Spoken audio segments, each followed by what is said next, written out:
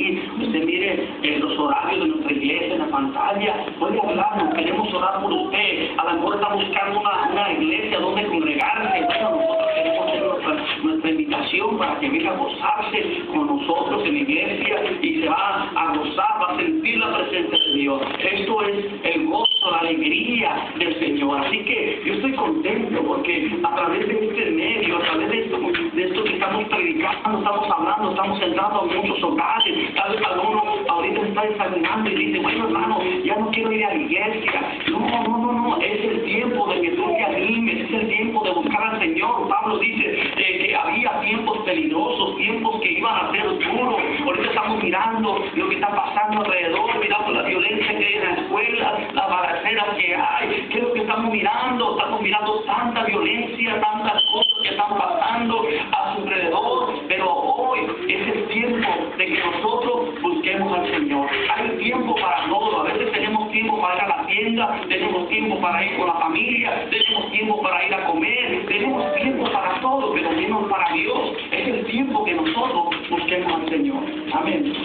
Dios, más que nunca, hermanos, estamos viviendo ya días peligrosos, donde la venida del Señor está pronto, ¿no? Aunque esto está afortunado, hermanos.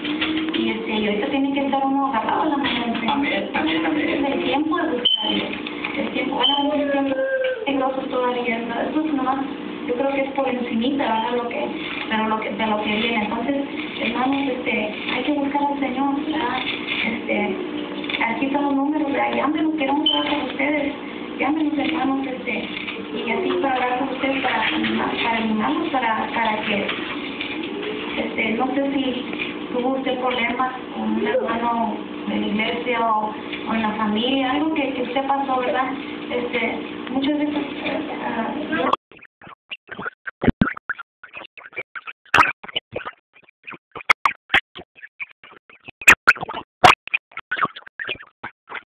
vamos a buscar al Señor, vamos a orar por ustedes y pedir al Señor que nos ayude a seguir adelante. Hay que perseverar y también el Señor, como decía, que la trompeta está por sonar y ahorita no es tiempo hay que me hicieron que no, deje eso y busque al Señor, búsquelo con todo su corazón, hermano.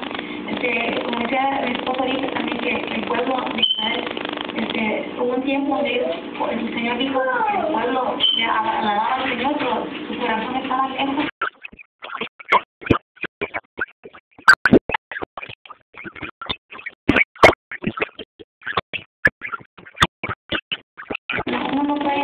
Uno tiene que ir con ese gozo, y a uno ya no tiene ese gozo, cuando llegaba porque la palabra de Dios está con sus fuerzas con acción de gracias, y tal vez ya no tenemos eso, tal vez ya se nos fue el gozo, tal vez por tantos problemas, tantas cosas que viene uno, ¿verdad? A veces llegamos cargados de tantas cosas, ¿verdad? Y muchas veces entramos a la iglesia y salimos igual. Es algo de preocuparnos, ¿verdad? Pero el Señor, como es amplio en perdonar, es rico en misericordia y su palabra, ¿verdad?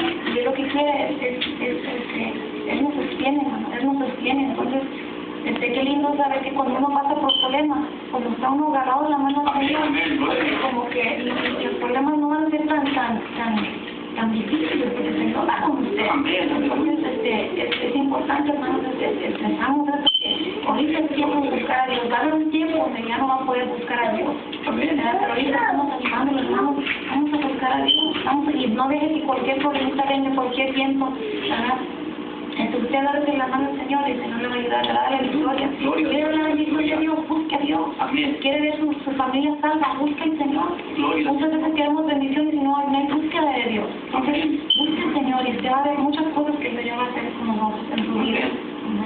Gloria al Señor, y esto es algo bien importante, que nosotros busquemos al Señor. ¿Y qué es lo que tiene que haber en esa búsqueda? Nosotros tiene que haber un arrepentimiento. Cuando usted se arrepiente de su pecado, de lo que está el mal que está haciendo y le pide perdón a Dios, Dios te perdona.